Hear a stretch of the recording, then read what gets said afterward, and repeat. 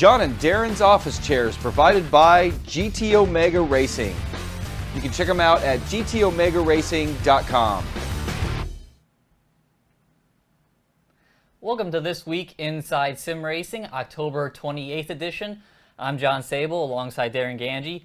And another great show today. We have news from Inside Sim Racing. We have news from different sims, hardware, lots of cool videos to share. So lots of cool stuff to show. Yep, and we'll be doing our usual Q&A at the end of the show, so stay tuned for that if you'd like to ask us anything you want, and we'll discuss things on the fly.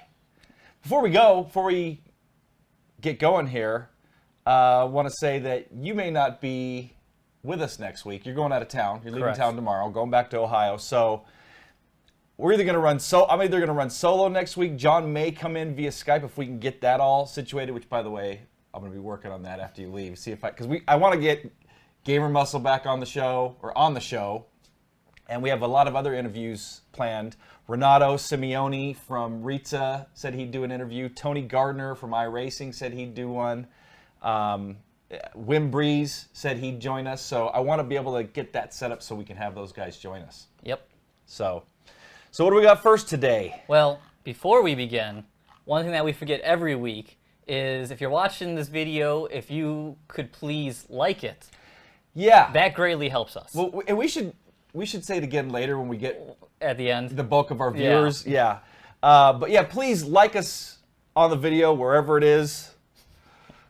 It just helps it get promoted elsewhere and stuff like that if it shows a lot of likes. So we'd really appreciate that. So, first thing we're going to talk about is, John mentioned we have some inside sim racing news. And we have upgraded our forum software. Yes. Really excited about that. We're using IP boards currently. And I was able to just kind of throw this theme together last night. Did you see the Touring Pro Series logo I put in there? Nice. But yeah, this new board software, so we're at IP board 4.0 now. And it's just a lot easier to configure.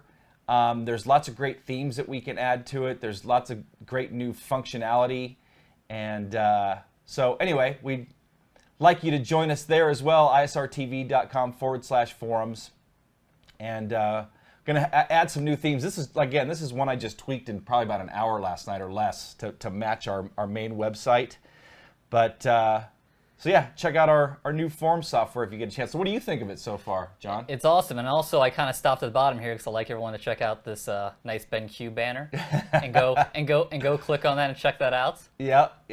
Those are very nice monitors. Yes, they are. Nice little plug there for BenQ, John. That's right. Bonus from us. So yeah, check out our new forum software. Let us know what you think of it too. We'd appreciate your feedback.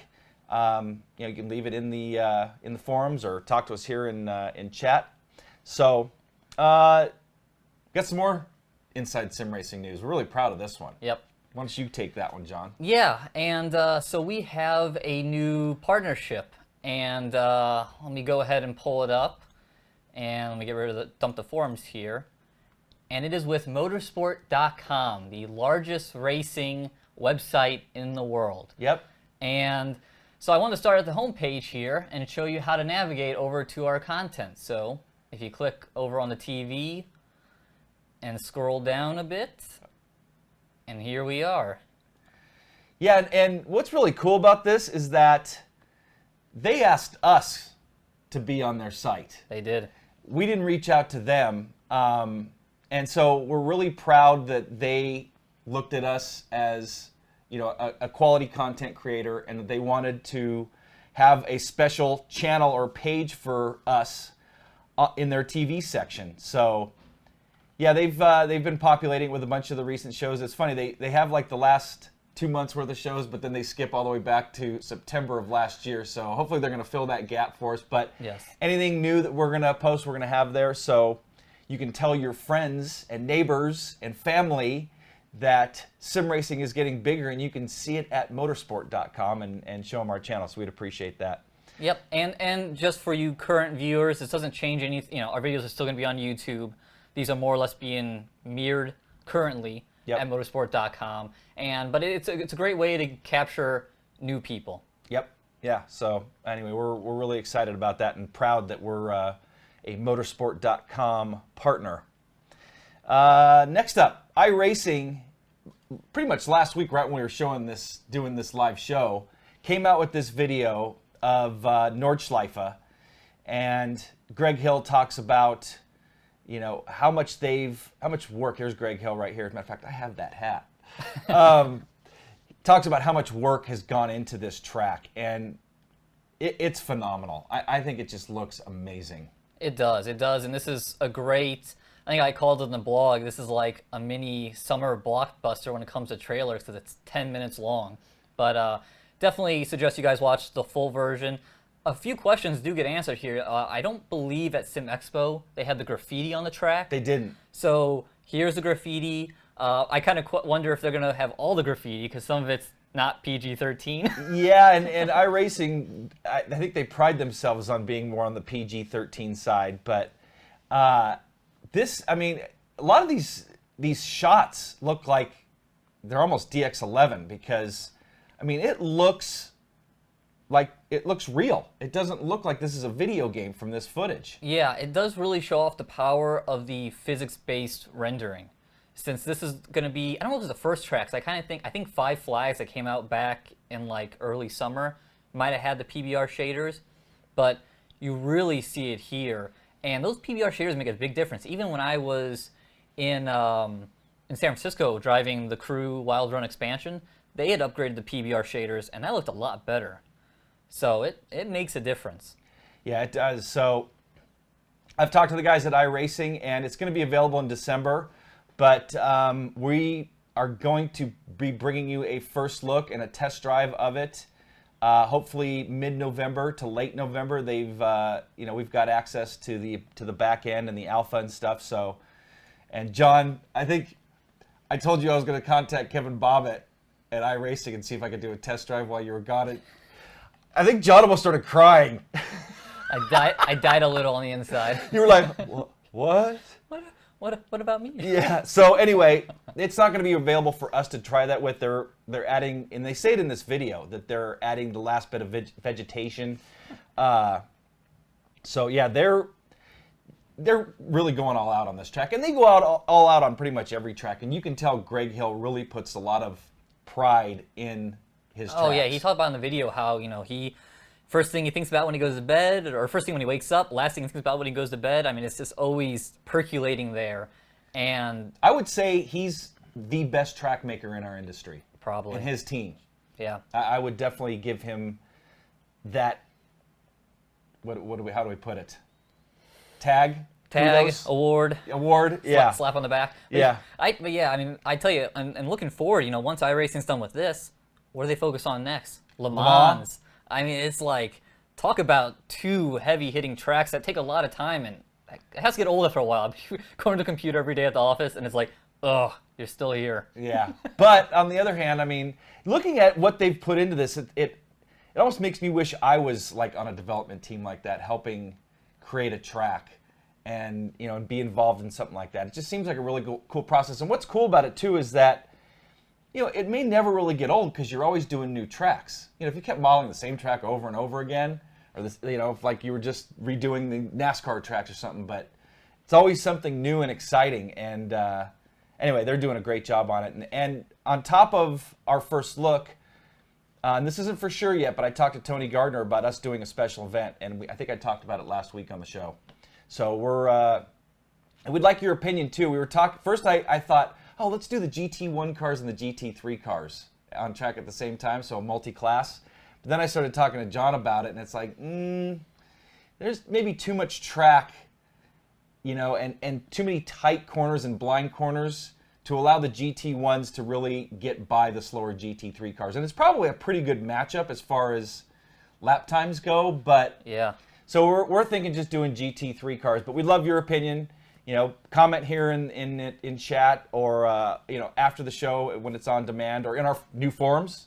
We're going to have a probably do a poll in our new forums. We have a section for special events in there already. So Yeah, we can do lots of things in new forums, and it's going to change over the next couple of weeks as Darin continues to play with it. Yep. One quick thing, seeing question about price. The Nordschleife is going to come out in the GP track and the Nordschleife, and they're both going to be $14.95 US a piece. for each one. For each one. Oh, That's okay. Right. So combined, you're looking about $30. So now I'm curious. If you don't have both, obviously you're not going to be able to drive the full Correct. GP and Nordschleife. Yes. But you can drive one or the other if you buy one or the other. Correct. Yeah, I would expect most members would buy both. And that's a question. Should we run the full GP and Nordschleife? If I could have my choice, I would like to run both. I would too. It's a cool layout. I like both tracks independently, so when they're run together, it's really neat. Yeah, I agree. So our vote is combined course. So then you guys are going to have to buy full $30 worth of track Yeah. with the GT3 cars. Yes. So anyway, we'd love to hear your guys' thoughts. Actually, I was thinking Lotus 79. Go old school. Oh man. Race of attrition. James Hunt. So let's not end up how Niki Lauda. Yeah, I said ended Niki up Lauda, there. James Hunt, that era. That would be intense. That'd be something. All right, next up, I did a test drive of WRC5 yesterday. Posted this video. This is just the in-game capture. And man, the community is beating the hell out of this video. At least we're not getting a bunch of dislikes on it because people don't like the content. Yes, that's right. Don't dislike us. Don't for shoot it. the messenger. But yeah, I mean, even at first, kind of, it's so funny how when you out of the car and then it like zooms through the car.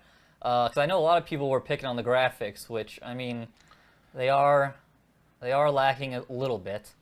I mean, what kind of frame rates were you running with this? It was solid frame rates. It was, and we may get some hiccups here and there on this video, but I was, and you could watch my, my test drive in it. It was like 70, 80 frames the whole time. Okay, so it's not like you had a bunch of, it's not like you could increase the graphics. Like you were pretty much at. No, I had a few things turned down. Okay. I wasn't fully maxed out on graphics. So I probably could have turned a few things up, but I wanted to maintain, a solid frame rate. Force feedback, and I talk about this stuff in the video, it was pretty solid. Graphically, it just, I mean, this is a DX11 game. It doesn't, to me, it doesn't look like a DX11 game. This is looking almost borderline R Factor like. Yeah, so we got a question. Any good is as good as Dirt Rally? No. And I say that, watch my test drive, by the way, guys. But no, it's not as good as Dirt Rally. I'd say it's a little deeper as far as content goes compared to Dirt Rally, because you can run WRC and WRC2 cars and Junior. But it's definitely not up to par with Dirt Rally. Yeah. One question I do have, and I'm kind of putting this out to the community, if you guys know, it seems with these rally titles, especially this one, are they recreating the actual real life course? Or are they just kind of saying this is like inspired by a real life course? Are they designing that? Because that was in Poland. That was in Poland. Baranoa. So is it trying to recreate the exact track in Poland that WRC drives on?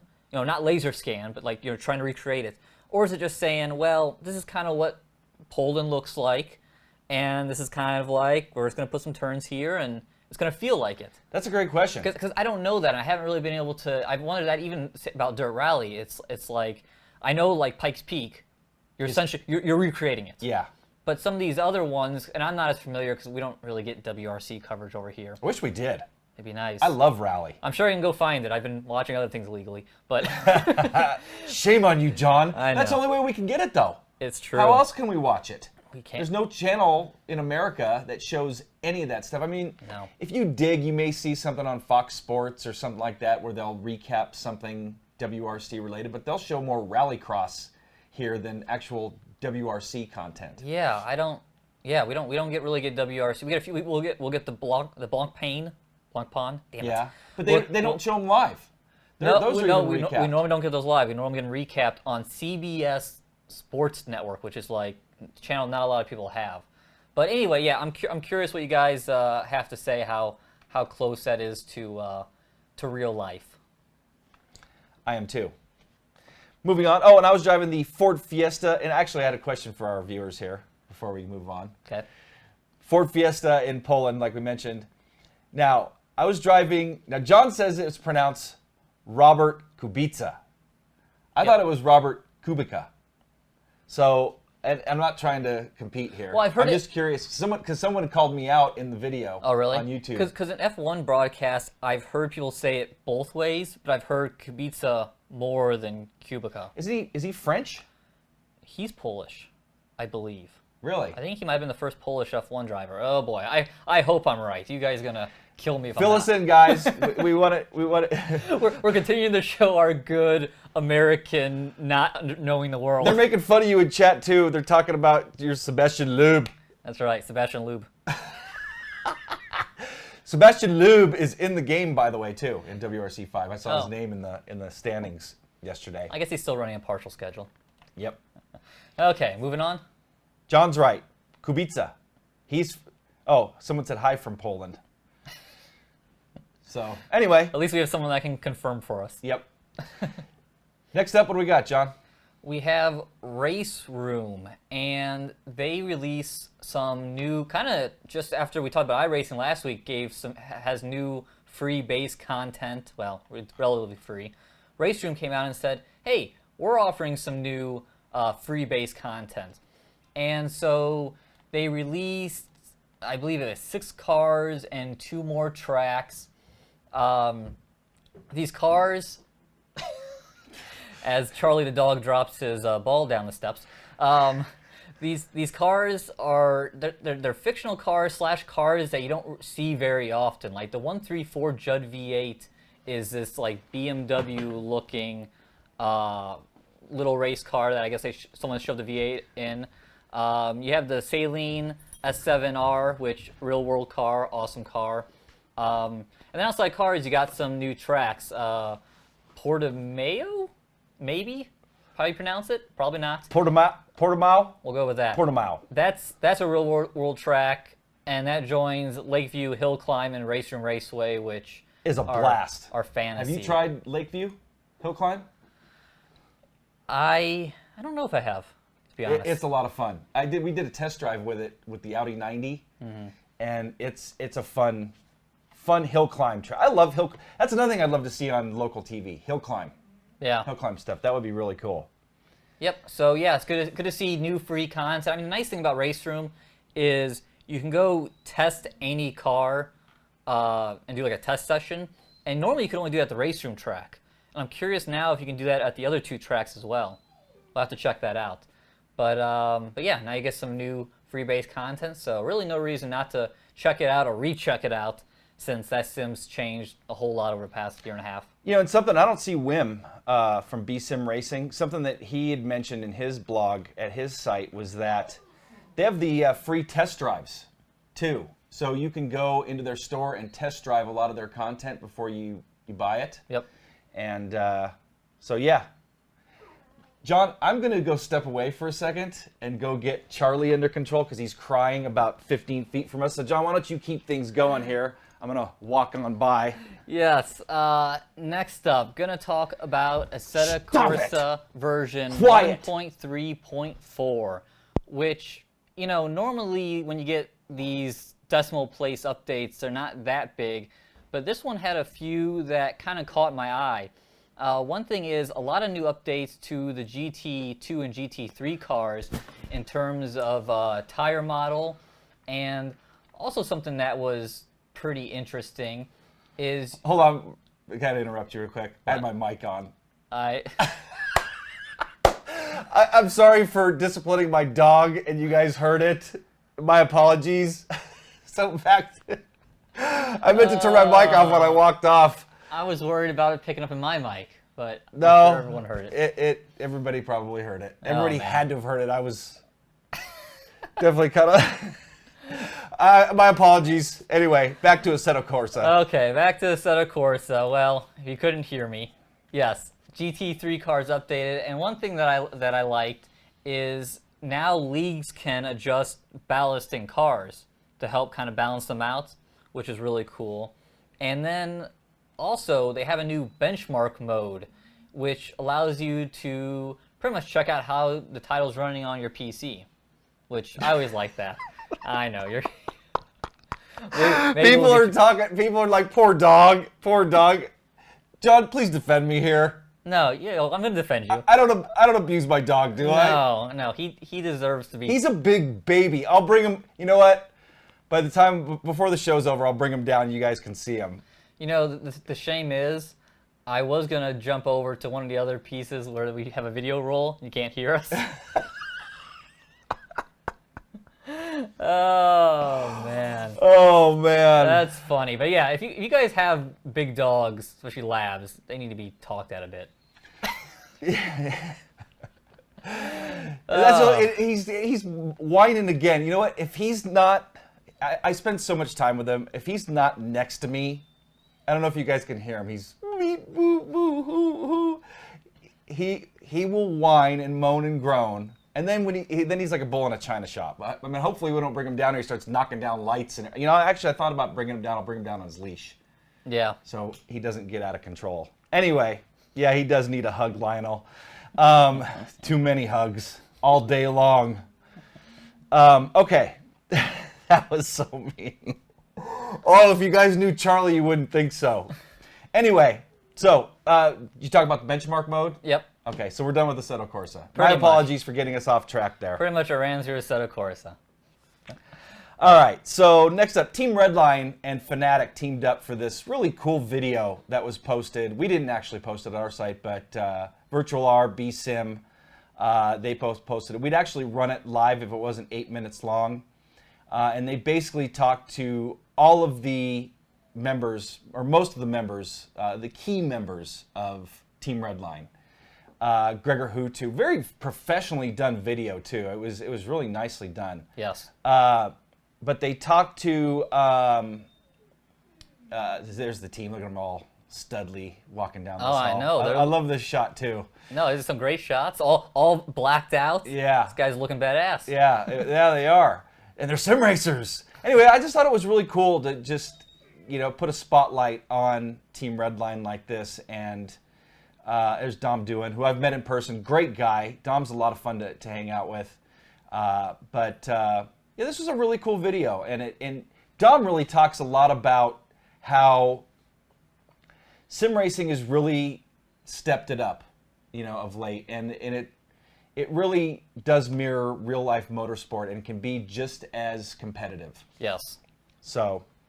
Yep. Nope. Very, very cool video, and you guys should definitely check it out. They interview pretty much the whole Team Redline, and yeah, those guys are so fast. I mean, it's an interesting because it's a very international group, I think. Yeah, it is. Yeah, they're from all over the place. Dom's in the UK. Yep. Gregor is in Finland. Yep. I think Atsi Kirchhoff may be in Finland as well. I think there's at least maybe a couple of them that are Finnish. Yeah, so they don't have any American drivers. We're not fast enough. I guess not. So anyway, yeah, Max Verstappen is joining them or is working with them. Yeah, no, he had a great run this last week too at Circuit of the Americas. Yeah, I mean, he's been really killing it every weekend, and he talked about, like, after he had a few great passes at Spa and Monza, he's like, I practiced it with the team online, and it made it easy, and it's like that's about as good of a glowing endorsement as you can get. Yep, I agree. So yeah, that's really cool to see that crossover, real and sim racing and real world drivers teaming up with guys like Team Redline. Yep. So I encourage you guys to watch that entire video. It's like I said, I thought it was really well done, and you can see it at BSim Racing and Virtual R. Actually, it's on Fanatec's YouTube page, so you can check it out there as well. Next up, this has been a hot topic since our T150 review was launched, and a lot of people are asking, should I get a G27 or should I get a T150?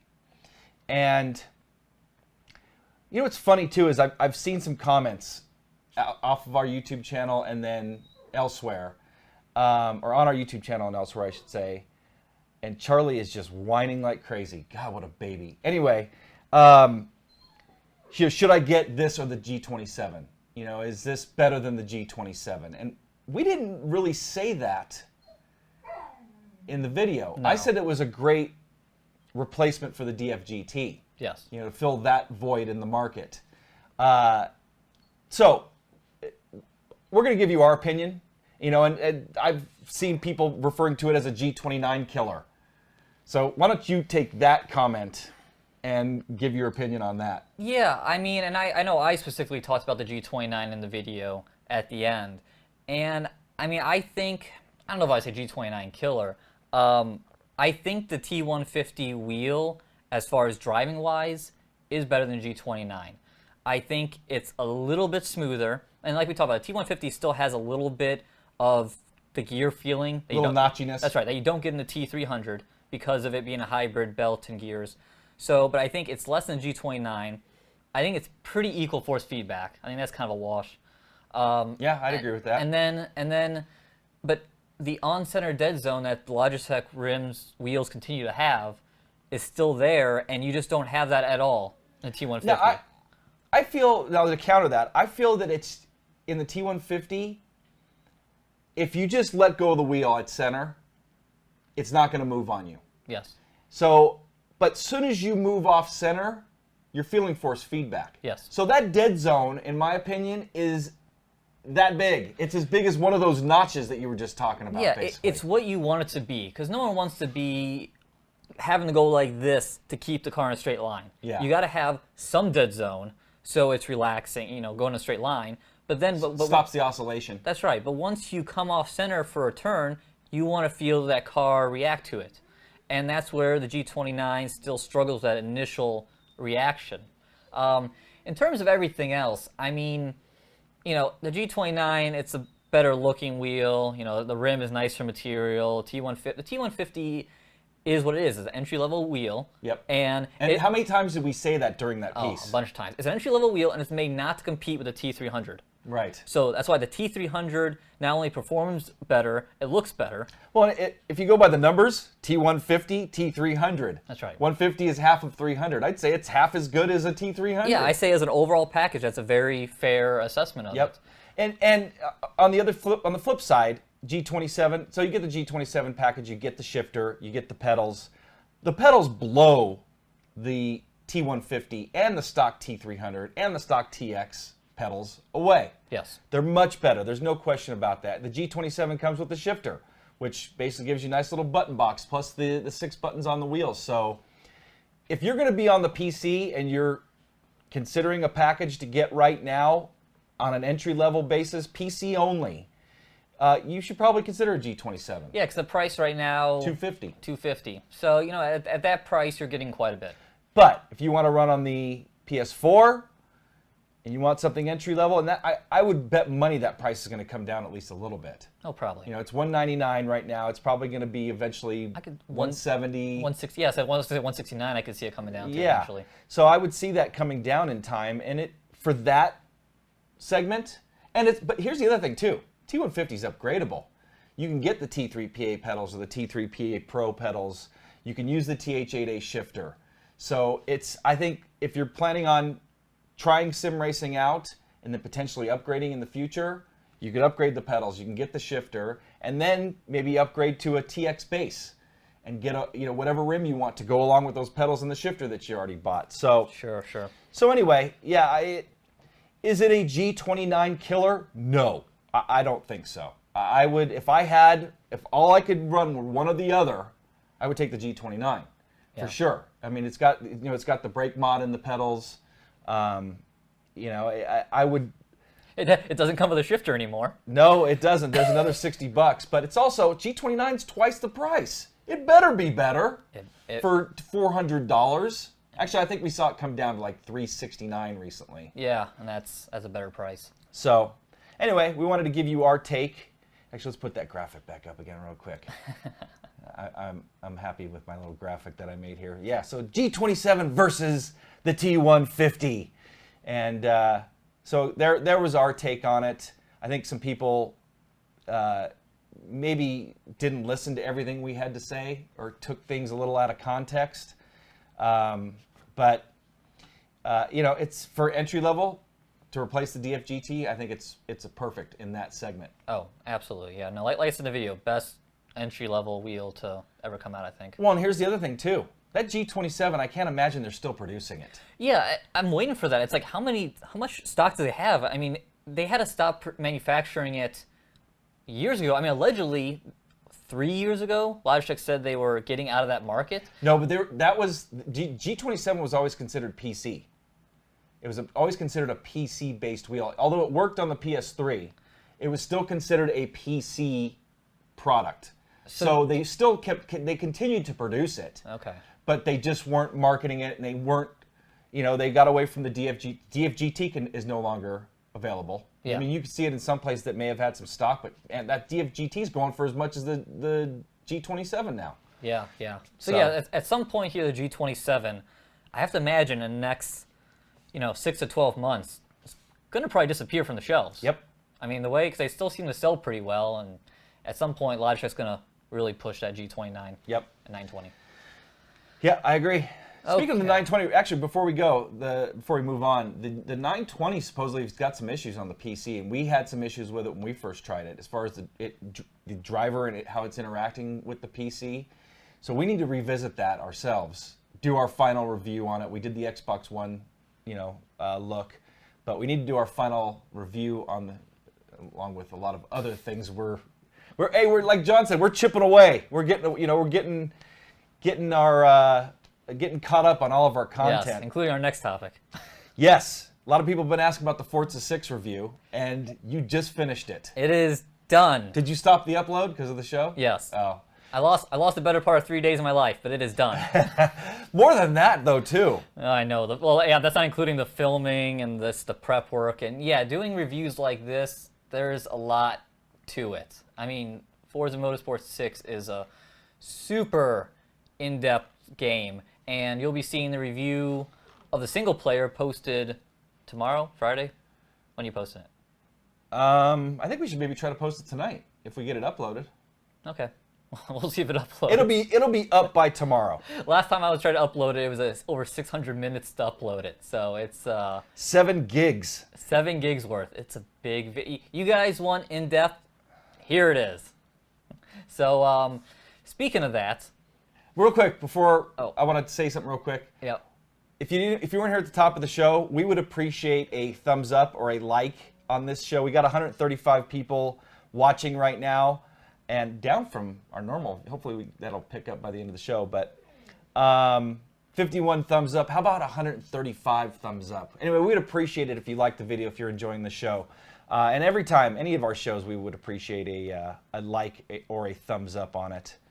So now let's continue the Forza 6 chatter. Yes. This was my favorite part of the review. yeah, we're gonna show you a little clip of the review here, and here we're talking about field of view, and One of our biggest complaints. one of our biggest complaints. So let's roll this in, and you guys watch this, and we'll be back after.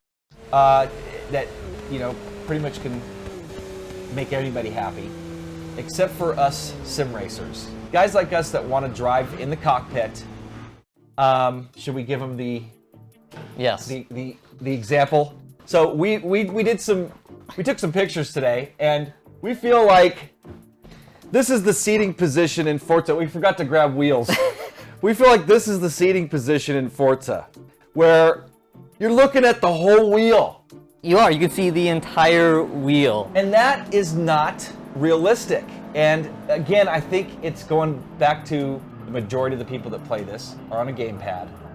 So, they want to see the wheel moving when they're making the, adjustments on the gamepad. Whereas we both went into our real cars today and took some pictures. So here's a picture from my in-car cockpit. I basically put the phone on top of my head and took this picture. This is from my Camaro. And then John, you went into your GTI and did the same thing. Yep. Now, we then put our seats back like we just showed you, and these are the pictures that we took from that view, which looks identical to the in-car view in Forza. Yes. Now, why they have not fixed this or made... One of these recent updates said, oh, we fixed the field of view on some cars. Yes. Well, the ones we drove didn't really get fixed. they're still sitting way too far back. I do not like looking at the entire wheel. That's just not realistic. And Forza 4 allowed you to adjust it. You had to trick the system and pretend like you were running in triple monitors. And then you could adjust the field of view as if you were running in a triple monitor setup. And then if you went back out, it stuck. There's no adjustment. Gran Turismo has it, where you can go narrowest, where you can move and the field of view is pretty realistic in Gran Turismo. Yeah, and now pretty much every title out there has it. Yeah. I mean, Project Cars has full adjustability. Project Cars, Codemasters added it into their F1 into Dirt Rally. Yep. You got to be able to adjust your seat, and Forza Motorsport 6 doesn't have that. And not only do they not have it, you're driving like you're sitting on the back wing. Yeah. Like when I went in my GTI and I put the seat back for that photo, I was pretty much in the back seat of my car. So clearly something's not right there, and they really gotta add that option to the game. Well, and some of the cars have really small windshields, like my Camaro, for example. I don't have a huge field of view coming out of my windshield because it's really slanted.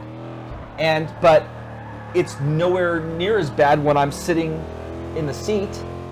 But if I lean the seat back, I feel like I'm gangsta driving. Exactly. And then it's even worse when you're in a race car and driving like that R18. Already has terrible visibility, but you are looking at, it's like you're in a submarine. Yeah. You're looking at a periscope.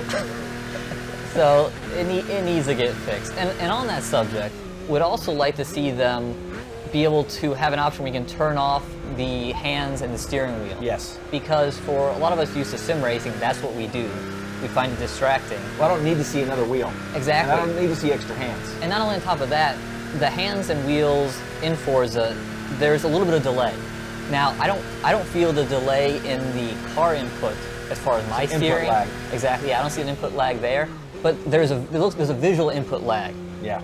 And I don't want to see that. And also, the hands can only turn so far. 180 degrees, I think. Yeah, so it's not keeping up with you. So in the end, it's just distracting. And it's not like this stuff can't be done on the console. Project Cars does all of it. Yes. You can adjust the field of view, seating position, turn off the wheel, and all that stuff in Project Cars. So there's no reason why Forza couldn't offer this. Exactly. So I've been bitching about it since Forza 5. And people are going, it's not that big a deal. You know what it is to us? I can't stand some of those. And the next position up, which is the hood cam, I wouldn't, and people say, why are you driving from the hood? It's because I can't see out of the car. But I would like that view to be at the edge of the windshield versus on the front bumper. Yeah, it seems like it's moved forward in 6, and that's almost as difficult to drive too, because it's just an awkward spot, and I have a really hard time hitting my marks from that camera. I do too. Please, turn 10. Please add a field of view adjuster somehow, even just if it's 2 or 3 adjustments, like narrowest, just like Gran Turismo 6. Can't imagine it'd be that difficult. On to... Okay, come here, Charlie. Come on. You guys want to meet Charlie? Here's Charlie, everybody. Yeah, I know. See, this is how much I abuse him. He just hates me so much. He's so needy. He is. You're talking about bull at a China shop. See, we're abusive to my dog. So anyway, you guys wanted to meet Charlie. Here he is. I brought him down here and he was still crying because we're close to going OUTSIDE. I can't say that word because then he'll think we're going there. Yep. But anyway, now you guys get to meet Charlie. Yeah, now he wants to play. See, this is Charlie. So yes, I'm gonna bring Charlie back upstairs. Why don't you talk a little bit about that field of view video? I mean, even though we pretty much said it all. I'm gonna turn off my mic this time. Turn your mic off this time? Yeah. Okay. Mic off. But yes, I hope you guys enjoyed that field of view portion of our Forza Motorsport 6 review. And I mean, it's such, and I'm seeing some of the feedback and a lot of you guys agreeing. Field of view is so important in a sim, or arcade or simcade, or whatever you want to call it. And it's just really hard to drive a fair amount of those cars in Forza 6 when you're way back here trying to drive it. And I just don't really understand why Turn 10 hasn't added an adjustment to be able to slide your seat forward like pretty much every other game out there. I mean, someone asked about F1 2015 having adjustments, and they did add it on the PC. I can't say for sure if they did on the PS4 and Xbox One. I don't recall. Yeah, I don't either. But I don't know. I know on the PC they have it. So, yeah, I mean, you got to have it. I agree. I know exactly what you're talking about. You're talking about field of view still. Yep. Yeah, it makes a huge difference. I mean, I thought that piece just really told the story perfecly. Yeah, how about that Foursquare? Yeah, that was John's work. That was really sweet. Fancy. Very nicely done. A little out of breath there, but yeah. I mean, I literally was sitting in my car like this, and I didn't move my seat forward, back, or anything. I didn't put the phone up. That's the view. Yeah, I stuck it over my eyes. Yeah, I did too. I put it right here on my forehead, and took that picture. I just can't drive from that view unless they really push it forward to an extent. I don't need to look at the whole damn steering wheel. Yeah. Someone had commented too. I think they're trying to show off the. I think they are. Well, then I go into Forza Vista and look at all that. Yeah. Sure, I mean it looks great, but I don't. Come on, when I'm driving, I want to look out the windshield, not at my dash and steering wheel and all that other stuff. So. Yeah. Let's sign a petition. Let's get a petition going, everybody. Oh yeah, well, will you guys all sign that petition for us? Well, someone mentioned here in chat, Cody's only adjusted it after so many people complained about it. I mean, I don't know. Hopefully, Turn 10 will see this review, and maybe we can get some things going and fix that. It's so easy to turn the steering wheel off and add that adjustment. Well, like I said about the Gran Turismo, how they have the narrowest. That makes a big difference. Yeah. You go to the narrowest, and it makes it more of a realistic field of view. But anyway. Yeah. We could harp on it for hours. Yeah, we already harped on it for 5 minutes in the video, so. Yeah. So as a yin to the Forza yang, we have new Gran Turismo news. Gran Turismo Sport. And I think there was rumor of this floating around, maybe at GT Planet or something. And actually, we have that video. That's only 2 minutes. We're going to run that really quick, and then we're going to come back and discuss it. Post your comments in chat. We'd love to hear what you guys think about this, but.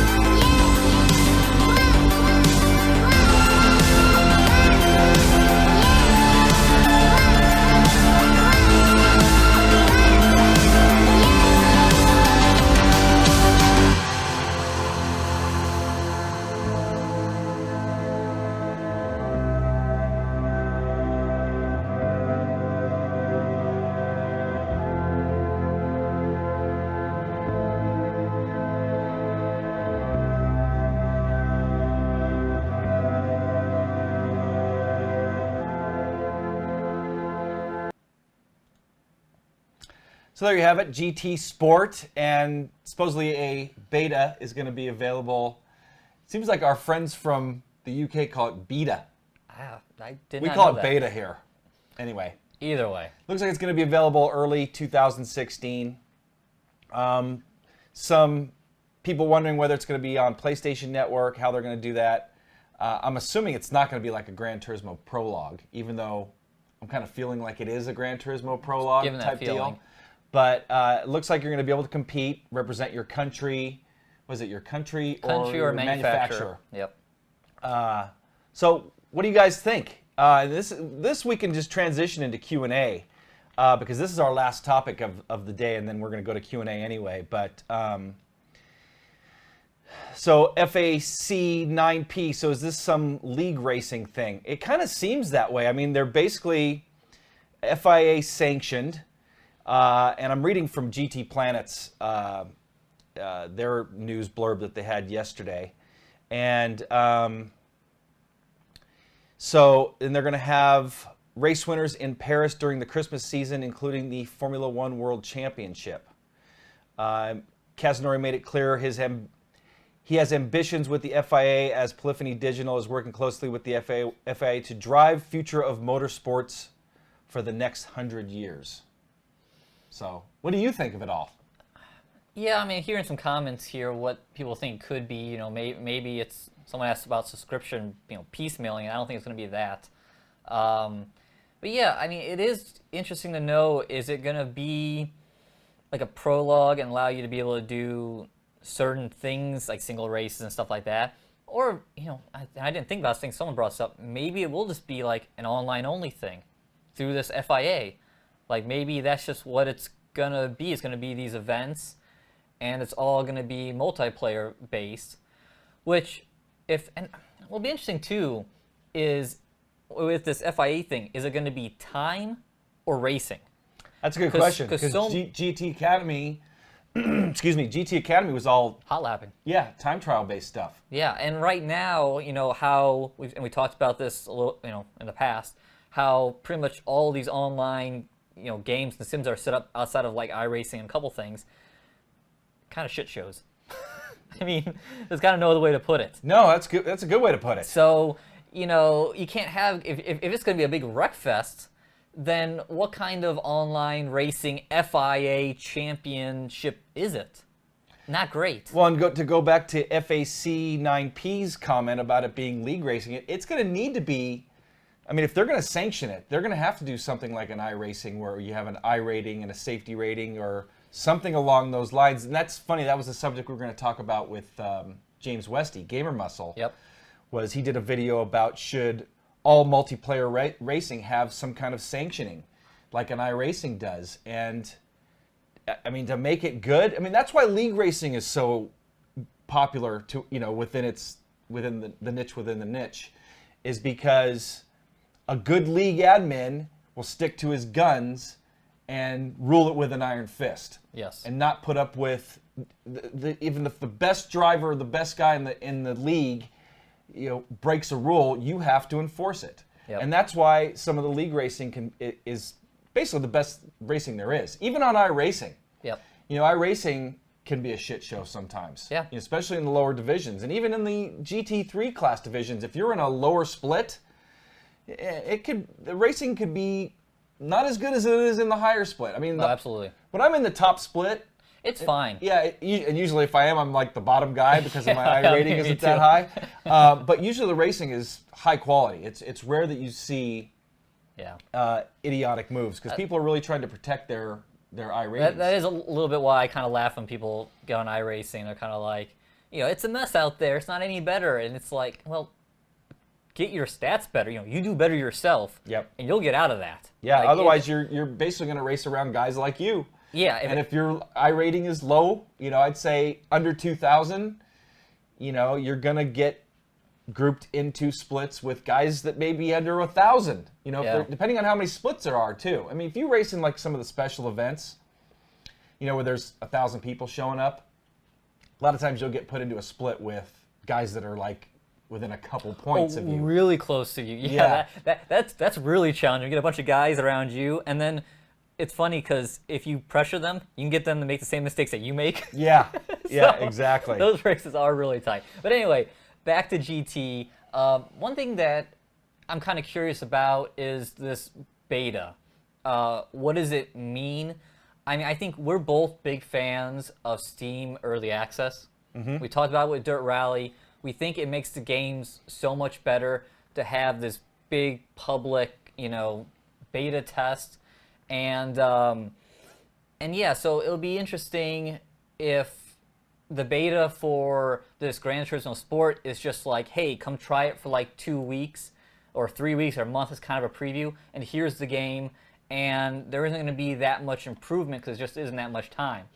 Or is it going to be like, maybe they're going to release it in, they say, early 2016, so that could be, first quarter, that can go all the way until April, hopefully, if there's no delays. And maybe they're shooting for an actual GT Sport release for holiday season 2016. Maybe they're beta testing it the whole year. I mean, we don't know. There's very little we know. Other than what's been reported. Exactly. I mean, I am at least happy that we have a new Gran Turismo. VR support too. VR support. That is true. They confirmed that Gran Turismo Sport will support virtual reality, the PlayStation virtual reality. And I don't know what the time frame is on that. I think maybe that's scheduled for first half of next year to compete directly with Oculus. Maybe it's going to come out this Christmas. They've been working on that. I can't think of the name of it. The Vive is supposed to be out. No, but Morpheus. Morpheus. I think is what they were calling it. That's Morpheus, yeah. And they've been showcasing that at E3 for like the last couple years. So delays are part of GT. That's for sure, man. Gran Turismo 5 was... Funny thing is, Gran Turismo 5 was delayed for like years. Yes. And then Gran Turismo 6 all of a sudden just showed up. It's Yeah. like, what? Wait, I didn't know that was coming out. Yeah, and we got a lot of comments when I posted the blog piece to Facebook. And a lot of people were like, well, glass half full, new GT game. Glass half empty, this means they're delaying the actual, GT7 with another kind of in-betweener. So what does this push? That's what they did for Prologue. Exactly. So So if there is a GT7 coming, does that push out to 2018? That would be ridiculous. I would think that it's coming. And again, this could be a stopgap, and we could see it who knows when. Yeah. They don't seem to care as far as. Well, then again, Gran Turismo 5 came out close to Christmas season, and so did Gran Turismo 6. So. Anyway, I guess we're going to wait and see just like all the rest of you. And as soon as we get some more news on it, we'll report it here and keep you guys filled in if we hear anything in advance.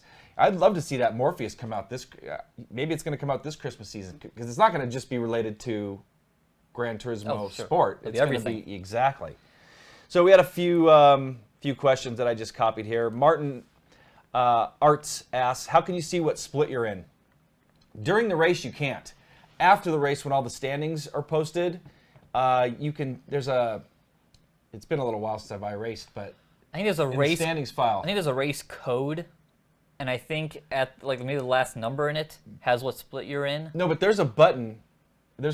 Actually, if you go, I think if you just go look at your stats or your previous races, it'll show. You can have your choice to look at the different splits. So you can't see it till after the race. You can just kind of guess while you're in there. Actually, what the other way you could do it too is if you really wanted to know real time, go into the watch, or like where you do the ghost thing. Yep. Where you can spectate. Yeah. And you can see the races listed, and then you can kind of tell which one's the top split. Yeah, in there they have a number assigned because they adjusted it. It was even in an update release notes recently where I guess it used to be the one that ended it went 1, 2, 3 with 1 being the top split. It had flipped and now 3 would have been the top split. So that's the way it is now. So now it's back to 1, 2, 3. 1, 2, 3, giving you your yeah. Because I was trying to figure that out. I used to do broadcasts and stuff. Yeah. And I was like, wait, which split is it? Well, and even when I spectate, I always want to watch the top split. So yeah. I'm always trying to find it. Epic Boss 48 asks, and I'll let you answer this, should I get Thrustmaster or Logitech for my first sim equipment?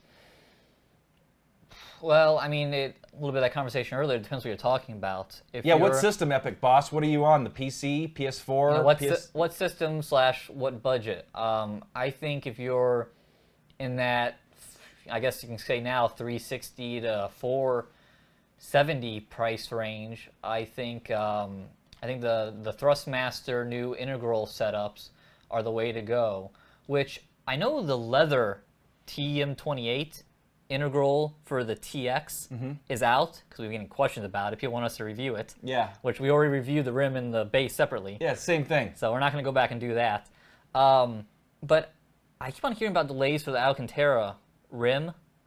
And so I'm not sure. I don't know if that package is out yet. I think that might be kind of penciled in for December. But anyway, those integral setups with the T3PA pedals, that's the way I would go. And then if you want an H pattern / sequential shifter, I did the review for the Logitech Driving Force shifter that was released back on Friday. And when you watch that video, you kind of feel, I think you get the sense of how we feel about it. It's a shifter. Yeah. It does the job in terms of you can change gears. It's toy-like, but yeah, it does the job. It does the job. But I mean, I think that's $60 itself. And then for $150, you get the TH8A. I think it's worth saving up the money and going with the TH8A Thrustmaster shifter, because it's nicer H pattern and you get sequential. Yep. Which is the more I thought about that, because I mean you raised a good question in that review. How much do you really use an H pattern? Not a lot, but the sequential, I'll jump on more. So Epic Boss, PC and PS4 up to $500. You know what? You can't go wrong. I think the package you need to get then is the T300 Integral with the 599 Alcantara rim and the T3PA pedals. Yep. For $469, it's under your budget. It's going to work on the PS4, PC, and the PS3, and be a hell of a package. So I think that, and I would think that a lot of the guys here in chat would agree with us as far as that being a good package. Yeah, might just have to wait a little bit for that to come out, but it's going to be out in the next couple of months. It should be. Got some great questions coming in now. Yeah. I wanted just to grab one because I haven't been taking any like you have. Go for it. Martin Kwashi asks, how come there aren't any reviews or unboxing of the new Fanatec version 3 pedals? Now, this is something that you might be working on next week. Yeah, I'm gonna bolt those up to my main chassis, and probably do a first look, and then we'll wait till you come back to do the full review. Yep. Did you unbox them on camera? You're gonna have to give me that footage if you did. Anyway, we'll talk about that Yeah, off camera. I unboxed stuff on camera. I got it. So we actually did a first look on the show, too, when we got that stuff. I think we might have showed a little clip of it. Yeah. Of the unboxing, or I think we at least did a clip of it all together. So yeah, no, that's coming up. And if you came too late, I'm flying back to Ohio tomorrow, because I have a girlfriend there and family, and I haven't seen them in 3 months. So I'm gonna go hang out with them for a week, and then I'll be back. So next week's show will either be a Darin show, or a Darin and Charlie show, or a Darin and me on Skype show. By the way, Wim came in late, and but another thing too. So it seems that you guys in Europe moved the clocks back an hour for winter. We do that in a week or two. Yes. So then we're going to catch up. This time slot should be back to where it was for you guys. That may be why Wim is a little bit later. Yeah, I heard a few people were saying this is an hour earlier. So Wim, if you missed, you got to go back and watch. We brought in Charlie. I know you had a lab. Maybe it was a retriever, but we brought Charlie on the show briefly. So Charlie may be my. By the way, Charlie's being quiet. Isn't that nice? he is. Yeah, I beat him when I brought him up there. No, I didn't. Don't think that I did. I would never. I hurt my can't dog wait to intentionally. listen back to what that sounds like. Yeah, Wim, by the way, you missed me. I had to go discipline Charlie. I told him quiet, and I left my mic on by mistake. So anyway, get a good laugh from that, buddy. Anyway, welcome late to the show, Wim. We always love having you here. And Angela, who's watching. Oh, can I call her your future wife? Oh, wow. I just put John on the spot there for you, Angela. Wow. Okay, so now there's some more questions. Don and Jaron. Darin and John. I have a question. Why isn't there a link to the live show on the website? I usually go find it on BSim Racing, and it's not updated today, so I had to come find it on YouTube. Well, first of all, we'd like it if you subscribe to our YouTube channel, and that'll make it easier for you to find. Also, like us on Facebook, follow us on Twitter, and we post it there. Mm-hmm. We usually don't post it in our blog because John ends up adding all the podcast stuff to that post-show. We do usually post it in the forums, and in our forums there's we now have a calendar section that shows each week's. It'll come up as coming up. Yep. And if you click on that, there's a link to our channel, the live section of our channel. So there's a few ways that you can get to it. As far as us having it in the blog, we probably will always post it after the show.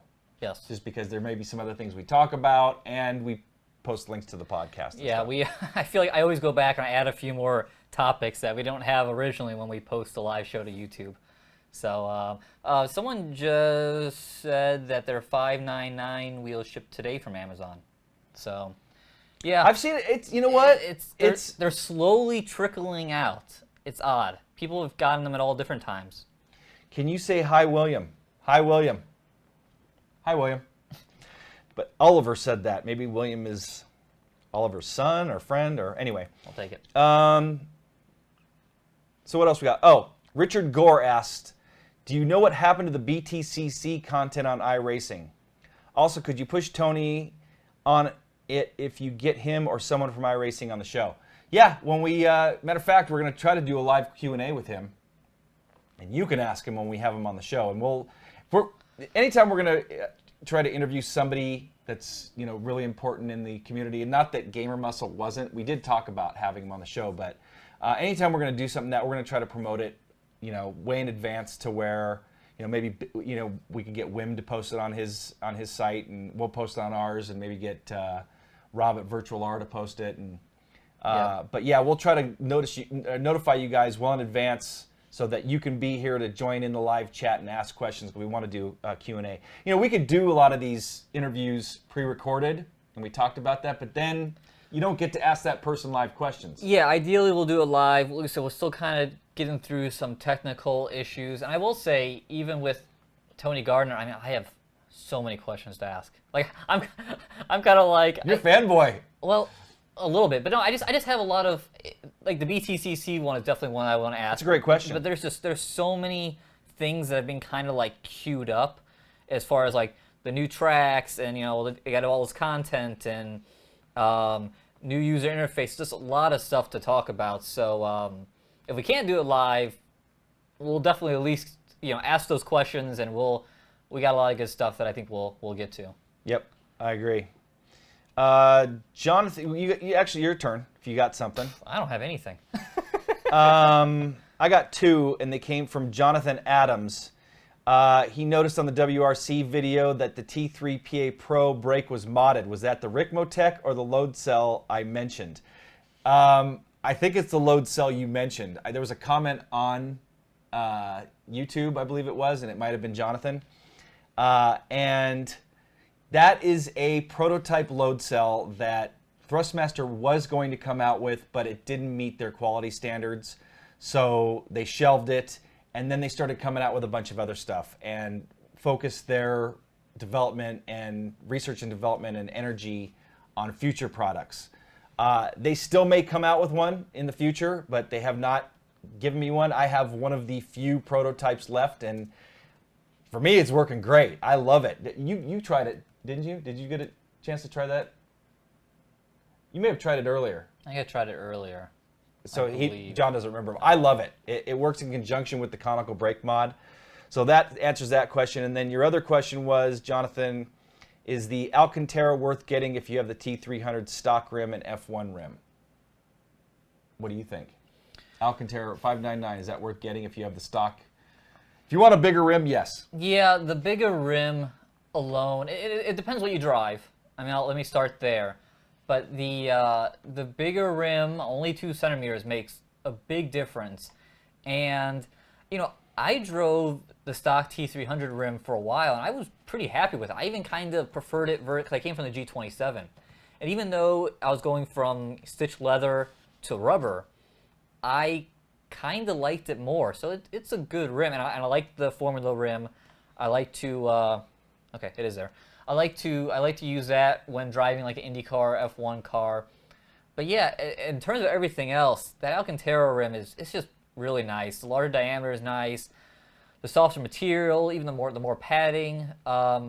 So I can't really say anything bad about it. I mean, in the review, we talked about the shifting paddles not being moved out would have been nice, but I've gotten over it. I ran it in that WRC video. It didn't bother me. I know, Then again, yeah. my hands are a little bit bigger. Yeah, but I even have longer fingers. I adjusted to it and I never missed a shift. So I like that rim a lot. So I do think it's worth it if you spend a fair amount of time outside of, let's say, the open wheel cars. So you got a question? I got a bunch more that I just posted. You keep going.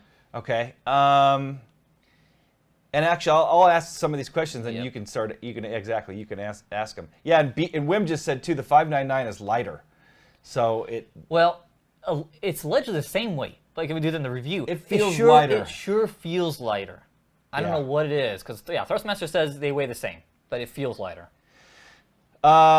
Jason Chun, we're asking your question here, answering your question, I should say. What's the best Xbox One racing wheel? No budget. No budget. Fanatec. Yeah. The Fanatec. Club Sport V2 with the Xbox One hub. Yeah, that's impressive. I'm once I get back, that's going on my rig. Yeah. I'm gonna be doing a review for that. Yep, we'll be doing an in-depth on that, but A little bit ran on the Xbox. I mean, even Forza Motorsport 6 felt great. yeah, it did. But your price tag is double what you're going to get, almost triple. I mean, if you include the pedals, and then if you add the what are they called? The shocks. On The damper kits. Damper, yeah. You had the damper kits and everything. You're looking at with the rim and the hub over $1,300 with a set of Club Sport V3 Yeah, pedals. with The pedals. CSR Elite pedals have been discontinued, from what I understand. And somebody was just saying on here too, all the Fanatec low-end products are not on the site anymore. Oh. I don't know if that's in a particular region. Maybe they're either out or maybe they're. Thomas at Fanatec talked about a low-end model. And I wonder if they're going to do a wheel that's going to compete like in the T300, TX, maybe even the T150 space. Be nice. So that for that price point, that's your best. Now, if you're going again a third or less than half that price, I would go with that TX Integral with the leather rim and the T3PA pedals. I agree. And then if you're going lower than that, the stock TX with the stock pedals and the stock TX rim. Now the G920 is a good wheel, but that's $400. I would take the TX over the Yes. G920. I agree. Because circling back to this question, Andreas Anderson asked, when did the show start? Show started earlier this week for you guys in Europe because of your time change. Our time changes in the next week or two, so we should be all the same time. Yep. Next question. This was a question directed at me, so I'll take it. Luke Thies. Darin, do you know if some of the B2B tracks, and that, as far as I know, B2B is Bob's Track Builder, in Richard Burns Rally were made from existing stages? That is a great question. I have no idea. Maybe somebody else in chat can offer that or answer that. That is a title I gotta boot up for you. You gotta try Richard Burns Rally. Still to this day, even with all the mods and stuff, I'd say I would take it over. If I had to choose one rally title, it would be that still over. Even though I love Dirt Rally, I would still take Richard Burns over it. That'd be something, 'cause I think Dirt Rally is great. You got to try Richard Burns. I never tried that. William Cook asked, did you guys see the Xbox One receiver for Windows 10? I have not. No, I haven't either. I saw that question. Put a link in the chats and we can check that out. Yeah, GT6 Suzuka Time Trial said Prologue came out 3 years before GT5. It was amazing because I think he's on the money. Yeah, and someone said out GT4 was a bunch of delays. I remember that because I got GT when it did finally come out in March of 2005. I want to say. Wow. Yeah, because it was supposed to come out in 2004, and then it got delayed more to 2005. I played a ton of that. I played a ton of that for probably like two years. Like that was like my go-to thing before I kind of really transitioned, because I didn't get into PC racing until like mid 2006. Got a little PlayStation 2 trivia for you. Well, what's that? Did you know that Gran Turismo 4 is one of only, I think, 3 titles that were in HD? on the PlayStation 2. Did you know that? And I you needed the special plug, and it was 1080i. That and Tourist Trophy. Did you ever try Tourist Trophy? No. So Tourist Trophy's Polyphony's Bikes. Gran Turismo with bikes, and then there was one other title that I think that was HD. But yeah, little PlayStation 2 trivia there for you. Well, and I had it in HD. I'll see. I was driving on my 20-inch CRT TV in my room, so I was not. But anyway, I remember waiting for GT5 forever. It was like, when's it coming? When's it coming? I love GT4. Ready for 5. Then the Prologue came out, and it was like, okay, and I skipped that. And then by the time GT5 came out, I was so far down the sim racing rabbit hole that I was like, I don't care. So, yeah, hopefully it comes out sooner with new sounds. Yeah. Allegedly, they stole the Forza sound guy. I think I saw that on GT Planet. I think so. They hired him away. So if they could just plug those sounds over. That and damage. Those two things need to be upgraded big time. Yeah. Andy Smith, we have no idea about the weather time of day. I would think so. Gran Turismo 6 has it. And Gran Turismo 5, you can do, weather and I would hope so. Of course, time transition. Of course, you never know when they kind of do some of these partial things. Sometimes key stuff gets cut. I mean, look at Forza 4 to 5. You talk about how much stuff that 5 kind of got lost from 4. So you never know. Yep. You got a question? I do not. Oh, I got a bunch here. MG Stamford asks, and we had this asked on our first couple of live shows. By the way, I was curious what our count is on live shows. Probably up to about 15 live shows now, aren't we? I think this is episode 13. Okay. All-time favorite racing game of all time? iRacing. Yeah, I'd probably say. Now, I don't know if I look at it as how much time I played, and then we'll get back to you. How much time I played a particular title and how much fun I got out of it. It's probably a toss-up between NASCAR 2003 and R Factor. Because NASCAR 2003, I played it a ton, raced it a ton, and then they came out with the Project Wildfire mods. And then I played it even more. We had the GTP mod for that, and we did endurance races, and that's where I ran. We ran our first ever endurance race that we hosted in the league that I had, and I think we kind of pioneered endurance racing.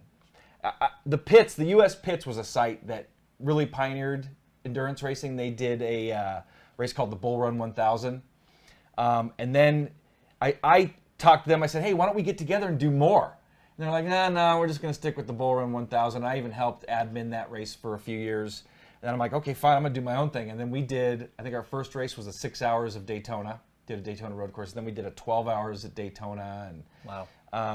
And then we created leagues from it and running that GTP mod and then transitioned to R Factor. So you were way down the rabbit hole on that. Oh, yeah, big time. Yeah, I mean, I'm still going to stick with iRacing. It's, I've been on there since 2008, and I think it's where I've done the best quality racing. I did run NASCAR racing in 2003 for a long time. Jeff Gordon still going in the chase.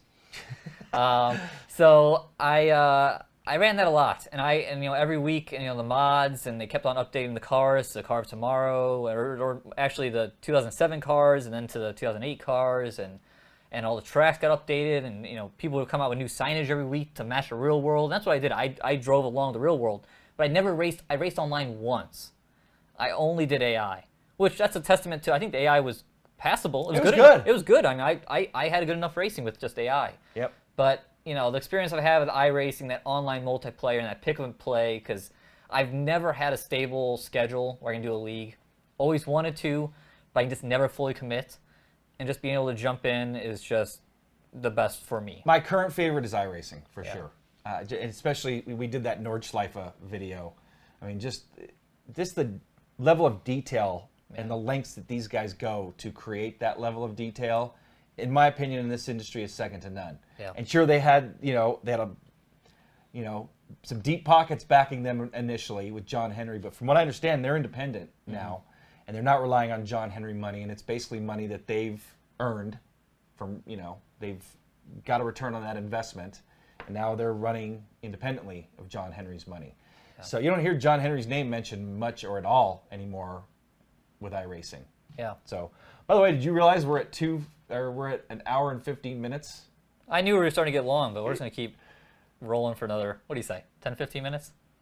Sure. We got a few more questions, and someone just asked, what wheel did I run back then? As a matter of fact, watch last week's show. At the end, we show the wheel that I ran. Yep. I ran a TSW modified.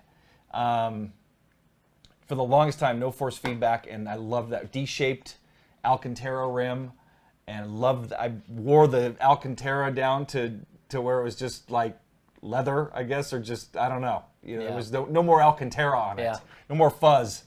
But that's what I ran back in those days. Speaking of that, I'll be gone, but on Friday I have a box arriving with something to... Oh, you got some gloves? I'd say I'd use them, but I don't know. I don't think they're going to fit. I'm kidding. I'm not going to use my gloves, though. I did. And shoes. You got some shoes? Sweet. They're both coming. So, well, I'll show them next week. Or not next week, the week after. Should have tried to get a sponsorship out of it. I know. That's cool, though. I finally bit the bullet. I've always wanted them, and I finally bit the bullet. Yeah, thank you, Eden's Gaming Vault. We're almost at 100,000 subscribers. Yes, we're going to throw a friggin' party when we hit that. Oh, absolutely. That milestone. Gonna have to pop some champagne out here or something. Bill Dahlquist, number 88, Sadie isn't in the chase. Yeah, I was rooting for Junior. What a mess. That green-white checkered crap at the end of that race was bullshit. Man, a lot of people were saying that NASCAR tweak things to keep Junior in the race, and it kind of did look like that. I keep losing more and more respect for NASCAR because they don't stick to their guns, and it seems like they favor certain drivers, one of which is my favorite driver, Junior. But yeah, the crazy thing, off subject, but real world racing, it's such a soap opera. Yeah, and NASCAR is probably the least soap opera of them all, because NASCAR rules with a pretty iron fist. But then you get into F1 and IndyCar and all of those, and the teams have all the powers, and it is shenanigans.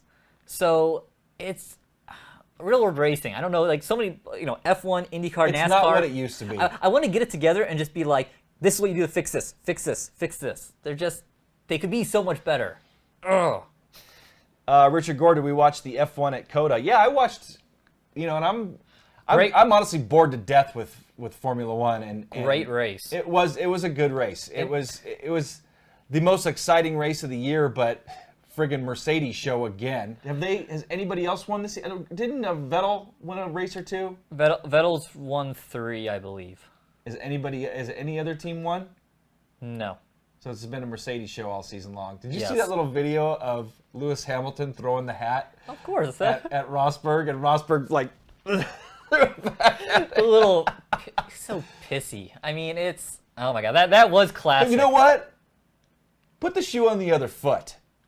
Imagine if Rosberg was the champion. Yeah. And Lewis Hamilton was the guy sitting over sulking in the corner. He would have done the same thing. I know he would have. They're all, but I think what Rosberg was more pissed off about is he threw that race away. He had it, and he went into that right-hander, 4 apex corner that they have there, and he blew it and allowed Lewis to win. That's a tough corner. It is. But that race tough section, I should call it. I mean, I'm on board with Bernie when he said it like 8 years ago now. He wanted to install sprinklers at every track. Totally for it. Sprinklers, because it makes the racing so much better. And that race... They just turned them on randomly. At different times in that race, there was like... both Mercedes could have won that race. Both Red Bulls could have won that race. Vettel at a time could have won that race. And we talked about this earlier in the show. Verstappen, man, that kid is a phenom. And his teammate, Sands, he started last and he crashed in qualifying in the morning in the rain. They fixed his car, which was amazing. Then he drove from last to like 10th in like 5 laps. So both those guys are really fast. Yeah. Hopefully Red Bull has an engine next year. Yeah. Actually, the MotoGP drama. That was good. Oh man, I keep seeing that all over the place. With Marquez. Do you see the video? Yeah, and what Rossi did to him, kicked him. Yeah, but you know what? I saw it. I don't know if this was posted on Rossi's Facebook or something, or it was I don't know, or like a Rossi fan page. Did you see how many, like over the last 10 years, how many people Marquez has taken out? No, I didn't. Oh, you got to see that video because he's a. I almost dropped an F-bomb. He is a friggin' takeout, man. He has taken out so many people, and I think they just got fed up. I don't know. I'm not going to defend Rossi because that move, kicking him off. I mean, I want to see Rossi win a championship because for him to win a championship at his, like, essentially decrepit age for MotoGP racing, I mean, you get above, like, 28 and you're done. Yeah, you're old. And, I mean, I don't know what he is. He's, like, almost mid-30s, I want to say. But, yeah, so I would love to see him win, and I don't like that penalty. I think what was the penalty? Well, he's gonna have to start at the back of the grid in the next GP. Rossi is? Yeah, and it's like, well, it's back to what we were talking about league racing and ruling with an iron fist. Marquez may have deserved it, but you don't go about it that way. If you're gonna take him out, you better make it look like it was an accident and not like kicking the dude off the bike. That was crazy. It's kind of like it was a knee. No, dude, that was a kick. Come on. And I know riding a street bike, oh, it takes nothing. I can just go like this and knock you off. I mean, if you're not paying attention or if you're leaning that direction, so. At least in MotoGP, they can actually overtake. So, there's still probably hope for Rossi. Yep. This guy asked it a few times, so I'm going to get to his question. Van Westphalen. Do you guys know an option or mod to make the playseat evolution brake stand better? It really has very much flex. No, there's really nothing that you could do. I'm sure maybe weld it all together, take it to a local metal shop or something and weld it. If you're the only one that's going to use it, because then you're going to lose adjustability. But, there's a saying here in the States, and I don't know if they have it in Europe, but you get what you pay for.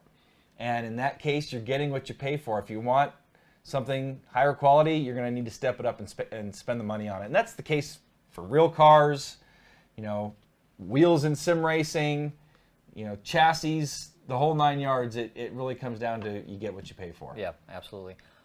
Abraham Elmo asked us a while ago, hey guys, can you please tell us how to set up field of view on a set of Corsa on triple monitors? Well, luckily, a set of Corsa is probably one of the easier ones to do it. I mean, pretty much in your options tab before you jump in game, you can click 3-screen render or 1, depending on what you want to do. Pick your resolution there, and then you have to adjust that field of view in there. You have to put it on single. It won't let you adjust it when you're on triple. So you can adjust that number in the UI, and then switch it back to triple, and it keeps that number. See, I always go and I put it on triple in the options, and then I jump in the game, and then when you move your cursor to the very right-hand side of the screen, you get your options pop up, and then I click on the app that gives your 3-monitor setup. Mm-hmm. And then there's two different. There's seat position. There's seat position, which you want to get that dialed in. Yep. And then there's the 3-monitor one, which that one has the angles of the monitors, and then it also has all the distance measurements, I believe. Yep. Like from your eye to the front screen. I think it also has the width of your monitors and the bezel. So that's kind of the steps that I would take. Wim, I agree with you 100%. He just said, I wish they all had AC triple control setup. That's the best triple monitor tweaker in the whole industry, in my opinion. It's nice to see it in real time. I mean, honestly, the iRacing one, I enter in all the numbers, and it always comes out fine for me. Doesn't for me. But I mean, maybe you're gonna have to go on my rig and set it up because I just run the bezel corrected resolution. Yeah. And then it's usually fine there. Okay. But then I don't render in 3 screens, so I get some stretching on the side, which it doesn't bother me. I'm looking in the middle. It bothers me a little bit, but I'm high maintenance. He is. But yeah, I'm pretty much just looking in the middle screen. So has it bothered you on my rig? No, it honestly hasn't. And I can see on the bat with your 35-inch freaking monster monitors on the side. I can see that stretching. Yeah, it's interesting because I ran a race room on there, and the race room doesn't have triple screen support for some reason, guys. and they and like the DTM car with like the little mirrors and stuff, like that rendered all good. Then I jumped into the McLaren GT3 car, and my mirror was like this, Stretched like this three big. times the size. Yeah, so it's stretching, not big on.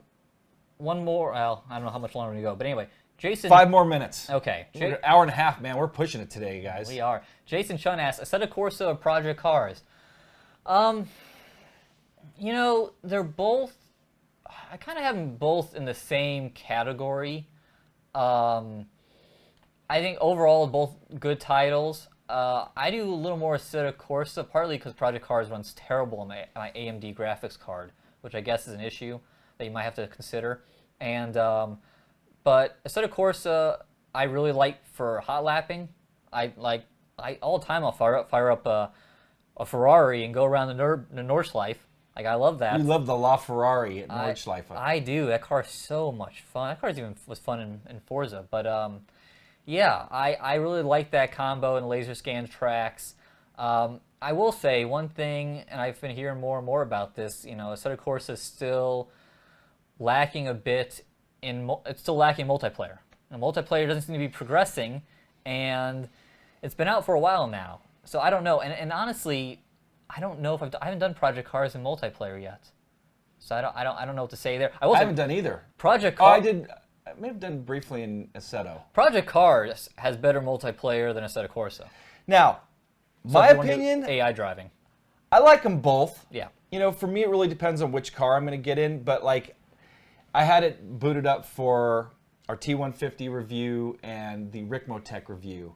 I love driving that old Sauber GTP car, and I have a lot of fun with that. I like Project Cars. A lot of people are down on Project Cars. Well, you either love it or you hate it. There's kind of no in between. And I think we both fall a little more in between towards, we like it. Yeah, there's a lot of things I love about it, and there's some things that are just okay. But overall, I think it's a great title. I think honestly, I think a lot of people in this generation of sim racing are spoiled. Did you hear me? Yes, I heard you. Because Is this your I've been around this for? yeah, it is. I mean, because I don't want to use the word old. But no, I know I'm older. get off my lawn. Yeah, it's I guess just because I've seen the progression over the years, and maybe I am just a little bit easier because maybe I'm more of an optimist when it comes to sim racing titles. Yeah. Like even WRC5, a lot of people are saying it's a piece of crap. And I mean, what were my comments when I was done writing? Off camera. What were my comments? Your comments was that it was feeling better, kind of better than you thought, or better than at least initially. Yeah, and I had fun. Yeah. It wasn't like, oh my God, this is horrible. I can't control the car. I mean, I think I only practiced that stage 2 or 3 times before I ran it. Yeah. And I had fun. So it's, yeah, Alan, I'll get to you off camera. Anyway, we're running out of time. 2 more minutes. We got a couple more. Actually, Vanette Brown asked, is WRC5 worth buying? On the consoles, I'd say not yet. It's like still in beta, in my opinion, and it needs to they need to do some work on it. I think it could be. If you're on the PC, I'd go Dirt Rally. See, I just don't know why you just wouldn't buy Dirt Rally. Yep. I just think unless you're like. Because it's just going to, we know it's just going to continue to get better. Yeah, I mean the only WRC5 argument I can see if you're a really, really big WRC fan and you want to run those cars specifically and tracks and stuff like that. But I mean, yeah, I don't know. I think Dirt Rally. Yep, I agree. We have a live show going right now. Now I've got, besides dogs, I got my kid. We're almost done here, but so what's a couple more questions and we're gonna wrap it up. What's the best wheel for? And you guys maybe can answer this in chat. For 300 British pounds or $450, and they don't need pedals. That was from Ken Bracey. And this one is an easy one. Ren Kaladev, that's probably completely butchered. TV versus monitor. Monitor. Yeah, monitor for sure. Less input lag. Now, if someone does have a TV out there that they use and they feel like it isn't laggy, go ahead and let them know. Because I've heard every once in a while I see a post someone saying like, I got TVs, I promise they're good, they don't have lag. But for the most part, I'm gonna default to monitors. Yeah. Especially because monitors have gotten so good. It's just like I just prefer to go that route. Yep. So that's going to wrap it up. We've definitely gone long today. Hopefully you've enjoyed the show. We kept pretty much, if you're tuning in for the first time or you didn't get all the way through this or anyway, first half an hour is usually the news. Yep. You want to join us for Q&A? Stay tuned for the last hour or so. Today was about an hour's worth of Q&A. Nah, it wasn't that bad. Yeah, no, it was about an hour. Because I looked, we were coming up on GT Sport at the half an hour mark. So we went about an hour in Q&A.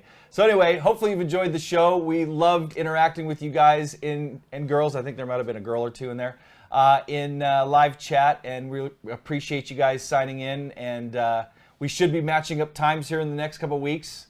So we're going to be at this GMT time always, and hopefully you guys will catch us. Anything else before we go? I don't know if that's true. So I don't know. Well, we'll catch you up in a couple of weeks. I think it still will be. Yeah. Good question. No, hope you guys enjoy the show. You got to see Charlie. Got to hear the kids. We got a little bit of Darin talking to the dog. We got a little bit of everything today. Yeah, we did. We ran the gamut today. So again, hopefully you've enjoyed it. Come check out our new forums. If you missed that part of the show, isrtv.com/forums. We've got our new forums up. I'm going to be tweaking that in the upcoming days and getting us some new themes there, and we'd love your input on that as well. So for John Sable, I'm Darin Ganji. Thanks for joining us. We'll see you guys.